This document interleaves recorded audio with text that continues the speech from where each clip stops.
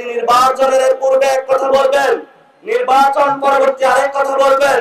একে আমরা বলি বাংলাদেশের মানুষের সাথে স্পষ্ট প্রতারণা। আর এই প্রতারণার আশ্রয় নিয়েছে বাংলাদেশের আমাদের একটি নন্দিত জনগোষ্ঠী, সেই দলটির নাম হলো বিএনপি। আমি দুঃখ প্রকাশ করছি বিএনপির ভাইদের কাছে, আপনারা তো ভোট দিয়েছিলেন, তাহলে 70% কোথায় থেকে ভোট আসে সেটা তো আপনাদের কাছে প্রশ্ন রেখে গেলাম আমরা। তারা আপনি ভোট দিয়েছেন, আপনি রায় দিয়েছেন, সে রায়ের পরে আপনি কেন এখন উল্টে গেলেন যে বাংলাদেশে কোনো সংস্কার হবে না? গতকালকে আমাদের যে জনতার পার্লামেন্ট, এই পার্লামেন্টে একটি ঐতিহাসিক ঘৃণিত কর্মকাণ্ড হলো, যেখানে আমরা সংস্কার একটি রিফর্ম অ্যাসেম্বলি হওয়ার কথা, সেই পার্লামেন্টে একটি সংশোধিত কমিটি হলো, যেই কমিটির মাধ্যমে তারা সংবিধান সংস্কার করার কথা ছিল, সেখান থেকে সরে গিয়ে তারা সংবিধান সংশোধনে চলে গিয়ে, যেহেতু 1400 লোক শহীদ হয়েছে সংস্কারের জন্য, বাংলাদেশের সংস্কার বাস্তবায়ন হবে। যেহেতু হাজার হাজার মানুষ আহত হয়েছে বাংলাদেশে, তাহলে বাংলাদেশের সংস্কার বাস্তবায়ন হবে।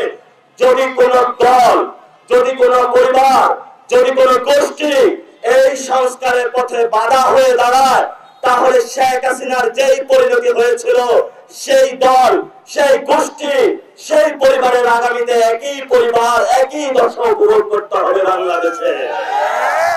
এই নতুন বাংলাদেশে শেখ হাসিনার মতন কাউকে ভোট চুরি করতে দেব না। এই বাংলাদেশে যারা আওয়ামী লীগের বিচারকে প্রশ্নবিদ্ধ করবে, যারা আওয়ামী লীগকে বিচার থেকে ফেরানোর চেষ্টা করবে, তাদের সাথে আমরা কোনো কম্প্রোমাইজ করব না। এবং এই বাংলাদেশে আপনাদের সন্তান যিনি ভারতের আগ্রাসনের বিরুদ্ধে দাঁড়িয়েছিলেন, বাংলাদেশের ইনসাফের পক্ষে দাঁড়িয়েছিলেন, আপনাদের বীর শহীদ ওসমান হাদির হত্যাকাণ্ডের বিচারের দাবি নিয়ে যখন আমরা রাজপথে গিয়েছি, তখন তারা আমাদেরকে বলল যে তোমরা হাদি ব্যবসায়ী, তোমরা জুলাই ব্যবসায়ী।